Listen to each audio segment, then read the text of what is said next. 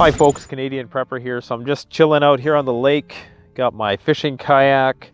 It's a beautiful day. It's a great day to be alive. I can't complain about a darn thing in life right now. As much as there's struggles in my life, things in this moment are perfect. I got my fishing kayak. I got my trolling motor that I've charged with the Power Film and Kodiak system. Catching some fish out here, caught myself a nice little pike. Today is my day to just chill. That's what I'm doing. Look at this lake. Isn't that beautiful? Like glass. Like glass. You hear that? That's Canada's national bird, the loon. Good bird for Canadians. Lots of lunatics up here. You know, I'm learning that there's certain anxiety that comes with prepping, and it's wanting to control all situations. It's the desire to control every possible variable there is. You know, you fear for what's to come. You want to be prepared for what's to come, and the only way you can do that is by controlling the environment. But as Kenton over at Rewild University, you know, his approach, you can learn a lot from that guy, for sure. You know, All-American Prepper makes fun of him, but at the end of the day, he's got it figured out. And the thing he has figured out is the idea of the strength of non-resistance, whether it's in nature, in a survival situation. The most important thing to do is remain calm. Somebody cuts you off in traffic, remain calm. Somebody gives you some devastating news, remain calm. As cliche as that sign is that says, keep calm and press on, or whatever it is, and as much as that is a mantra of conformity, there's a lot of truth to it. There's a lot of truth to accepting the situation as is and not trying to control every aspect of the situation. And I've discovered that that's at odds with the bushcraft mindset in many ways. Preparedness and primitive bushcraft are almost antithetical in a lot of ways.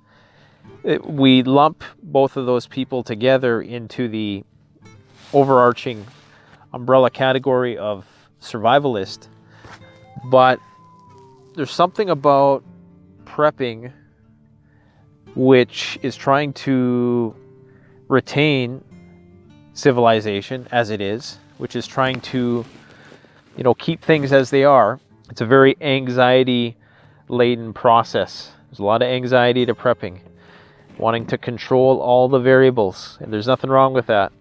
It's our human nature to want to do that. There's a time for that. There's a time and place, but there's also a time to just chill. So my video cut off, so I'm going to try to finish my thoughts on this issue. Generally speaking, preppers and bushcrafters are two different types of people.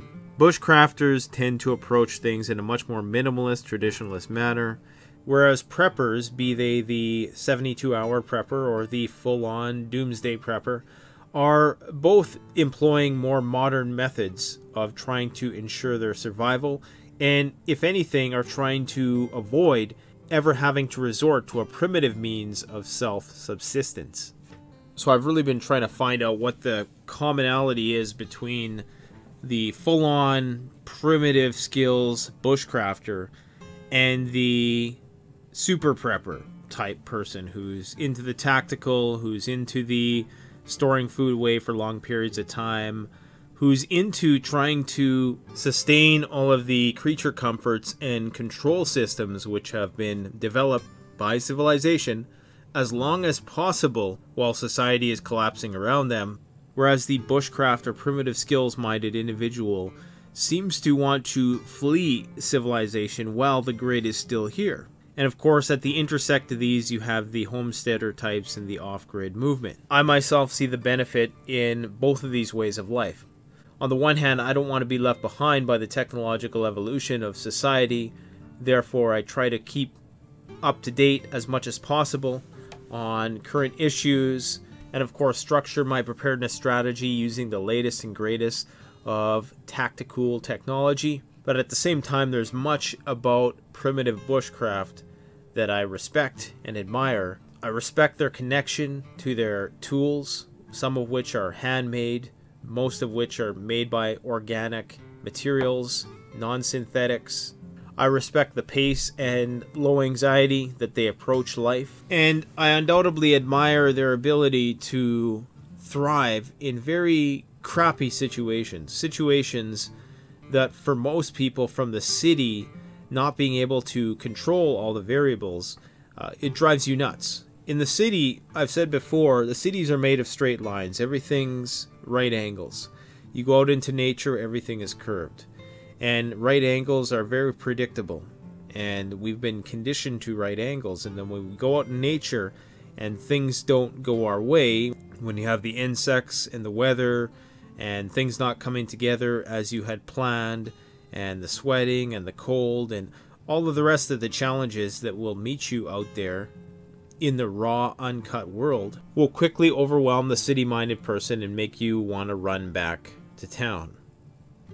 I've talked about before how you need at least 3 days in the wilderness to acclimate to that.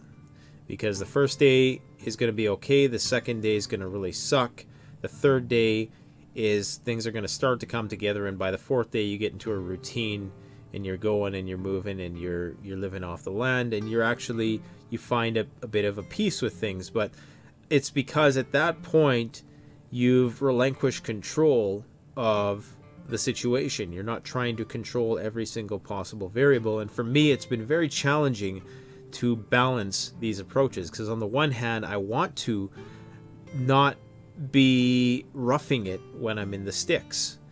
There's people who have a very graceful approach to outdoor survival skills. They're not wrestling against nature. They have that non-resistant attitude, and thus it's a much lower energy exercise for them.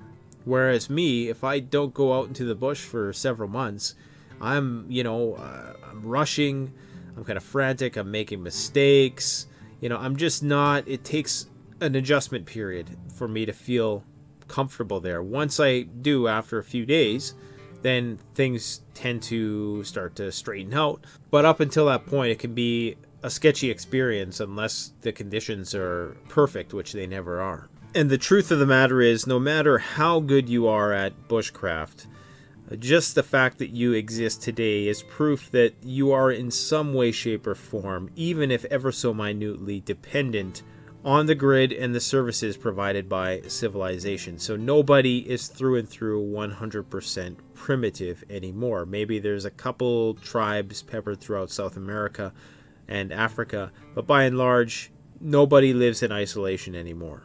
Nobody can live long term with any measure of good mental health, at least by our society's standards, which is probably not a good measure, for prolonged periods of time. On the flip side of that, there's obvious dangers in being wholly dependent on the system and having your whole preparedness strategy structured around technology. I would also say that this is an unsustainable way of being. This is why there's parks in cities, because people need green spaces to go and rejuvenate. This is why they call it getting away or vacating, a process in which people tend to flee the cities to some more natural, pristine environment, because it's generally a lower state of anxiety when there's an element of control.